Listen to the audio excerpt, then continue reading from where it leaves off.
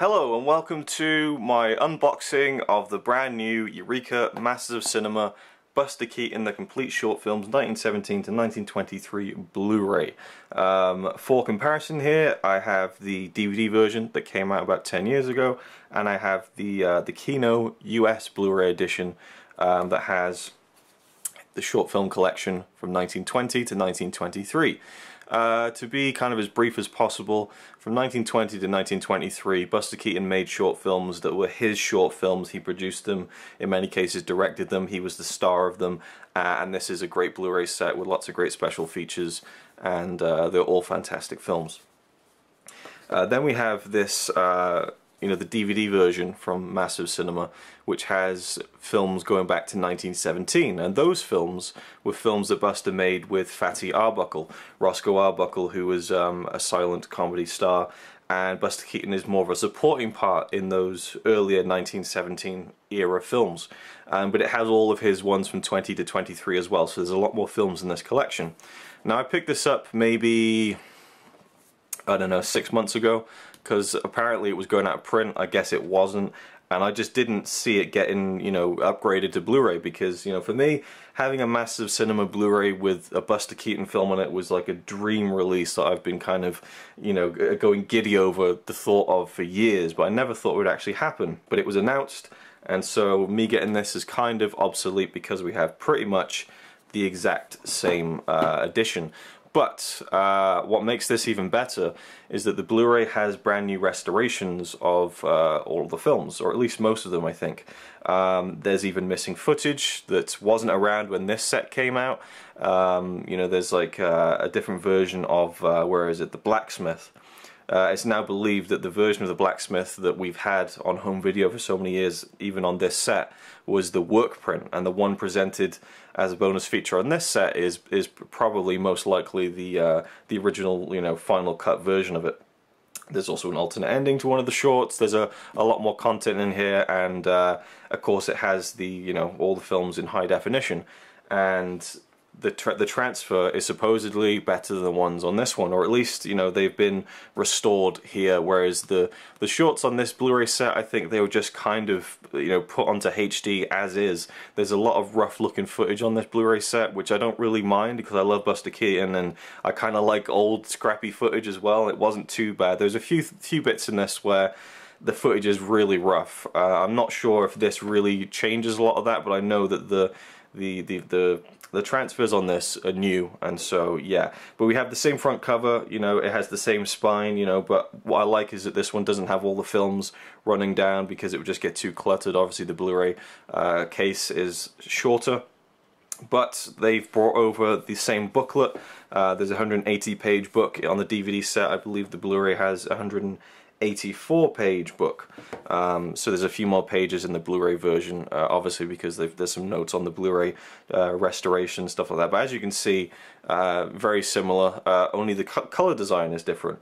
I'm not too crazy on the color design, I don't think. I think I prefer the black and white feel to the DVD set. This, I suppose they're going for more of a sepia tone thing, but I do like how they've kind of, they've made it different from the DVD set at least. But, you look at the cases and it's kind of like a mustardy kind of almost puke effect, this kind of puke brown. But, it is what it is, and really I'm just so excited about the content of this release. But yeah, I mean, if I'll just take out the DVDs and show you what they look like, and we can kind of have a comparison and see what the covers are like. Now the booklet, we'll do the booklet first. Put those to the side for a second. Really love that image, by the way. Really cool. And I'll take out the booklet from the Blu-ray set. Exactly the same image, but obviously with the different color there, which is quite cool. And I think the back has the listings of all the films and things like that, so that's pretty cool.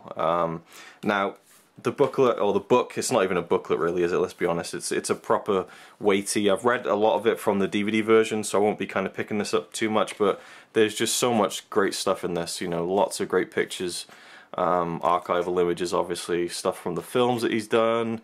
Well, that's mainly it really, it's just the films and promotional images, things like that. Try and get the lighting right there for you to kind of see some of these images. Just really cool. There's a big roundtable discussion that these guys did, and you know, just awesome. Really really cool stuff. If you're a Buster Keaton fan, it's absolutely invaluable, you know, information and interviews and things like that, and stuff that he has written. There's excerpts from his biography, I think. So here are the 3 DVD covers, and the first 2 are kind of dedicated to actually Fatty Arbuckle himself, Roscoe Arbuckle right there. Get a closer look at his face there. The lighting isn't fantastic, I apologise for that, but there you go. And a shot from a film with Buster and Arbuckle there. And on the inside you got this kind of this weird kind of inside artwork and disc artwork, kind of like a kaleidoscope image, and that has been carried over to the Blu-ray. I don't quite get what it is or anything. I mean, it's fancy enough, but you know, this is cool as a poster from one of Buster Keaton's shorts, The Haunted House, which is a really good one. And there you go. I like that on this one there's some poster images, or one poster image I should say, behind, which is kind of cool. I don't think we have that on the Blu-ray set. So those are the DVD covers. We'll see if we can. I don't think we'll be able to fit them all into the same thing, but we do have different covers for the Blu-ray, and it is more Buster Keaton centric. Even though we have all the Arbuckle films, each Blu-ray case has Buster on the front there. So there's kind of a, you can't really fit them all in, but there's a brief comparison there. We'll take the DVDs out of the way for now and take a look at the Blu-rays. So we have, and it's spine number 150. Which is really cool. I think a great way to mark such a big number in the collection, if you can kind of focus there, 150. So this is 150A, and we got a nice portrait of Buster there. There's the spine. I can't really see where the camera is, so it's going to be quite bad trying to get a look at everything, but has the listings for the films, and then you have the Blu-ray inside. It's spread over 4 Blu-ray discs, so the first 2 we have a single disc inside, like so, and then in the third case we have 3 and 4, so it is 2 discs to end it all off there, which people are kind of annoyed about. They wish that it had been split into 2 cases instead of 3, but rather superficially I was kind of really excited that it was 3 cases, because it makes the box set a bit bigger, it makes it feel a bit more substantial, and that's always cool for me. I know people, they really want to save shelf space and stuff like that, and I totally understand that line of thinking, but you know, I'm such a big Buster Keaton fan that it's nice to have this really thick set, and it just feels so weighty, substantial, classy, and worthy of all the great films that he did. And I haven't seen any of the early films, the Arbuckle ones. I was waiting for the Blu-ray scenes that got announced, but if you want to know what the films are, we have a listing here on the back. See if I can actually get some focus on it. There we go. We got The Butcher Boy, we got The Rough House, His Wedding Night, Oh Doctor, Coney Island, Out West, The Bellboy, Moonshine, Goodnight Nurse, The Cook, Backstage, The Hayseed, The Garage, and that ends the Fatty Arbuckle shorts. And then we move into Buster Keaton's own produced shorts, kicking off with his first ever filmed short, The High Sign. Then we have 1 Week, which was actually the first short that he released because he wasn't happy with The High Sign. That came out later. Convict 13, I'm interested to see that one because there wasn't a very good transfer of that on the Kino Blu-ray. So I'm intrigued to see if it looks as rough. Then we've got The Scarecrow, Neighbours, The Haunted House, Hard Luck, The Goat, The Playhouse, The Boat, The Paleface, Cops, My Wife's Relations, The Blacksmith, The Frozen North, Daydreams, The Electric House, The Ballunatic, and The Love Nest. And there's all of the special features, new restorations, multiple scores on some of the films, archival audio commentaries by Joseph McBride on The High Sign, 1 Week, Convict 13, The Playhouse, and The Boat, and Cops as well. I'm a big fan of 1 Week. That's one of my favorites. I love The Boat as well. So cool to have some commentaries on that. New discovered version of The Blacksmith containing 4 minutes of previously unseen footage. Alternate ending for Coney Island, which is one of the Fatty Arbuckle shorts. Alternate ending for My Wife's Relations, which is one of Keaton's shorts. That's Some Buster, a new exclusive video essay by critic and filmmaker David Cairns, an introduction by Persevationist Sergei Bromberg. The Art of Buster Keaton, actor Pierre Ete discusses Keaton's style. New introduction by the Preservationist. Life with Buster Keaton. Keaton reenacts Arbuckle's dance performed in The Cook, and an audio recording of Keaton at a party in 1962. Then the book itself. It is Region B locked as far as I know. You got the Lobster logo down there. They're part of the restoration. And 740 minutes. And I love how it's rated PG for mild slapstick violence. So there you go. Buster Keaton, the new Blu-ray set.